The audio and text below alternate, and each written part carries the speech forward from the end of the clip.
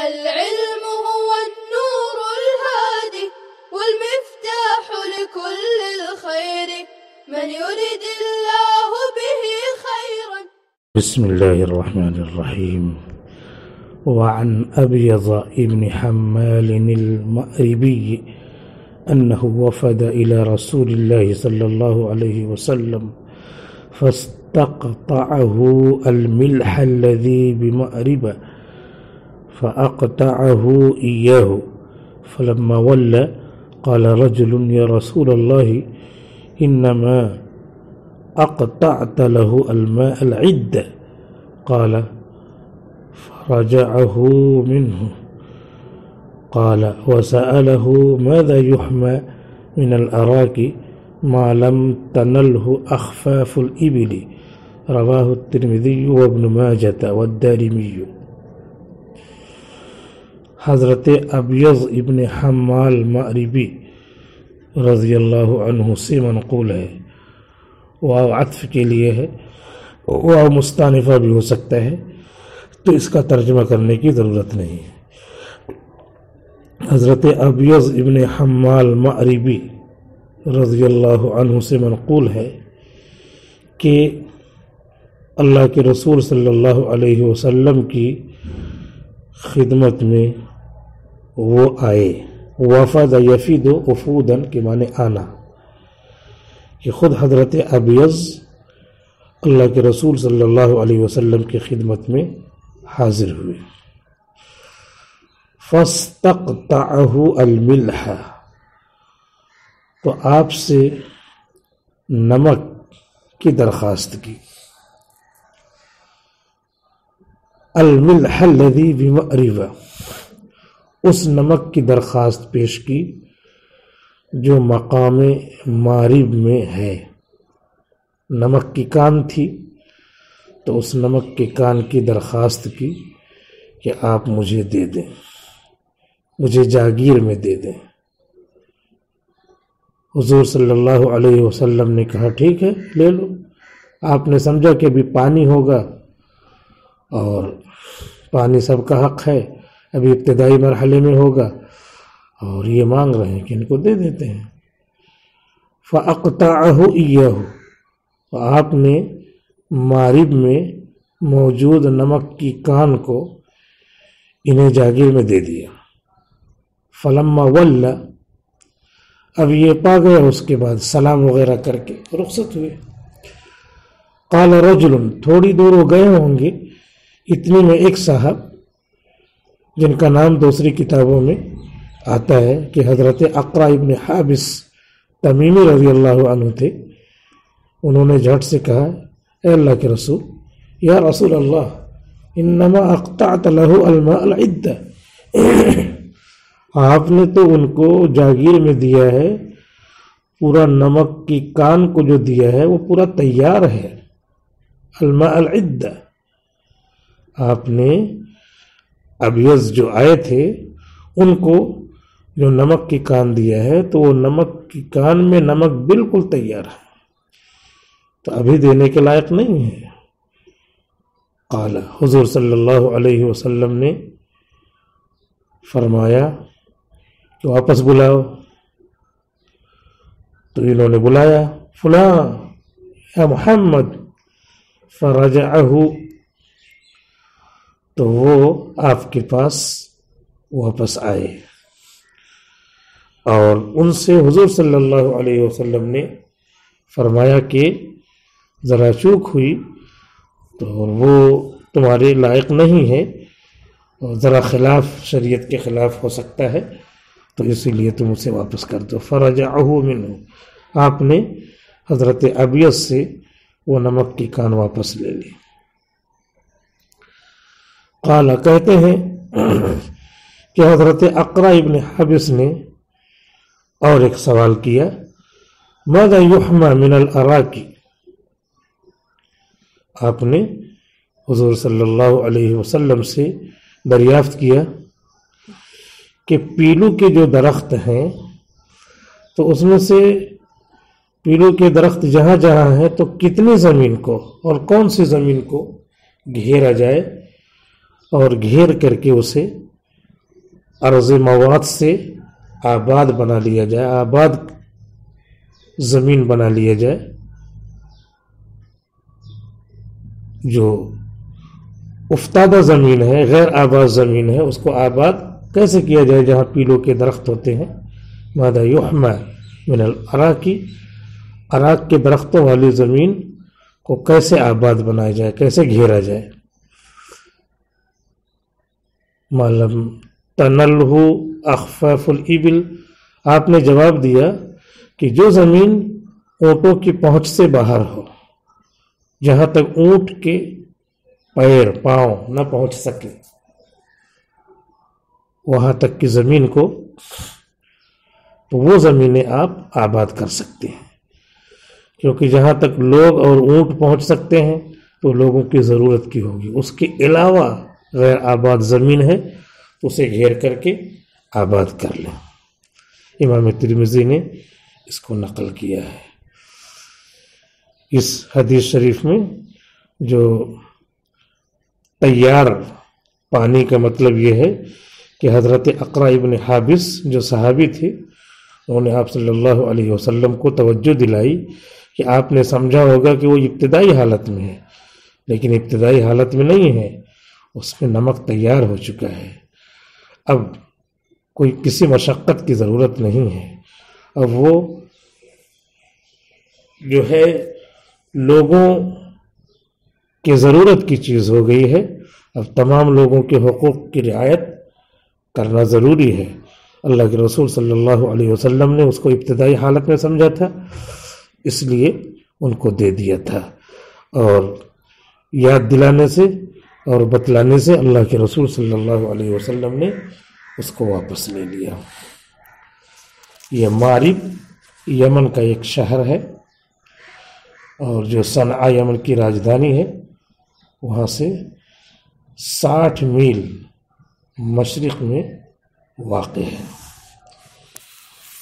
یہ پہلے یمن کا دارالحکومت ہوا کرتا تھا، پھر ابھی تو صنعا دارالحکومت ہے۔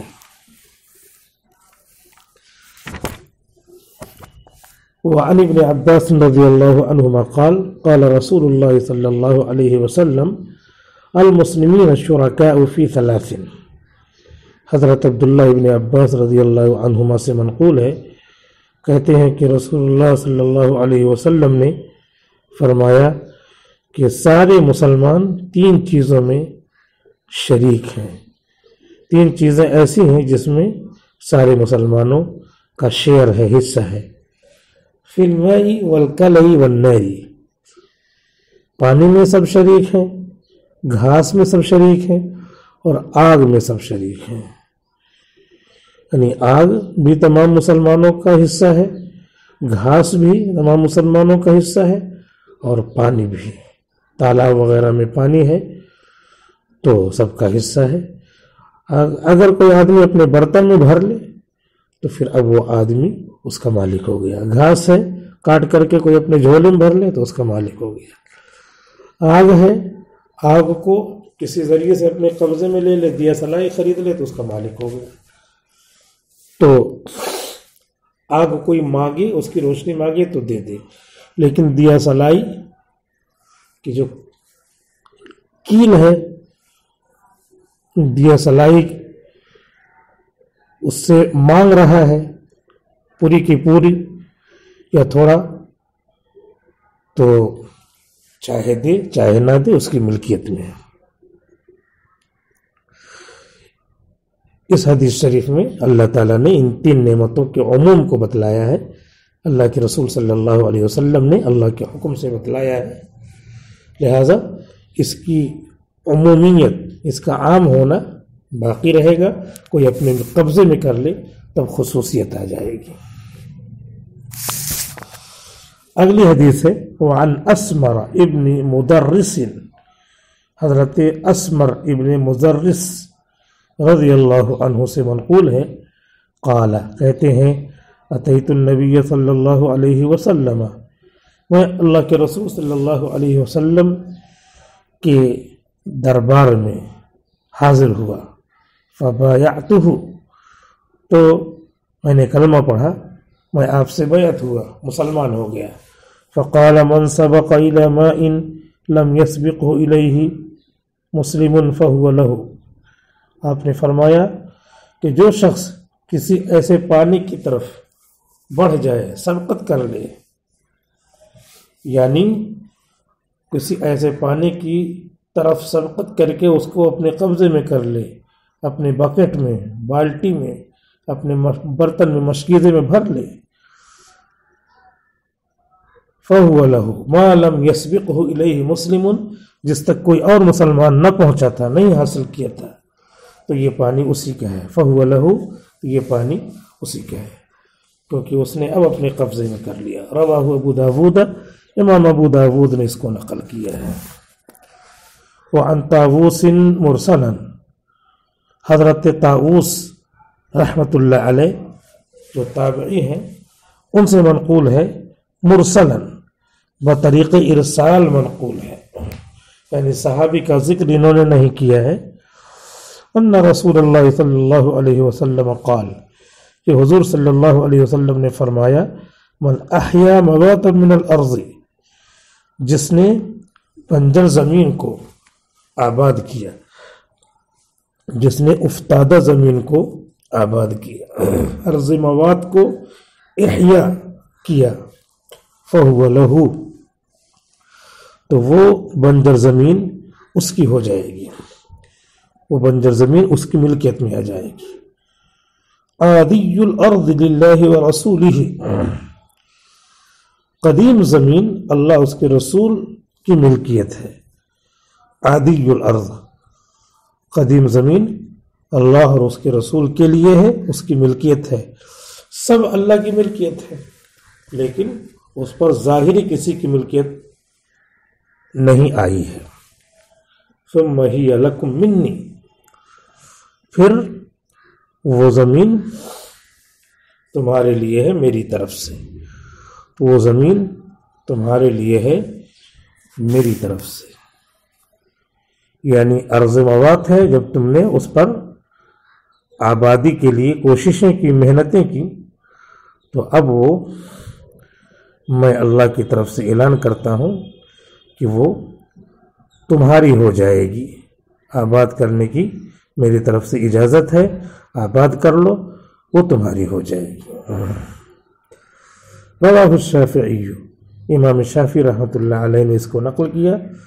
وروی فی شرح السنۃ، اور علامہ بغوی نے شرح السنہ میں نقل کیا ہے، مروی ہے امام بغوی سے شرح السنہ میں، ان النبی صلی اللہ علیہ وسلم اقطع لعبد اللہ بن مسعود الدور بالمدینہ، کہ اللہ کے رسول صلی اللہ علیہ وسلم نے عبداللہ بن مسعود کو کچھ مکانات جاگیر میں دیے مدینے میں۔ وہی بین ظہرانی عمارت الانصار من المنازل والنخل، اور یہ مکانات انصار کی آبادی کے درمیان تھے، ان کی مکانات اور کھجور کے باغات کے درمیان تھے۔ حضرت عبداللہ بن مسعود کو اللہ کے رسول نے مدینے میں جو گھر وغیرہ دیے تھے، وہ انصار کی آبادی جہاں تھی، ان کے کھجوروں کے باغات جہاں تھے، انہیں کے درمیان میں واقع تھے،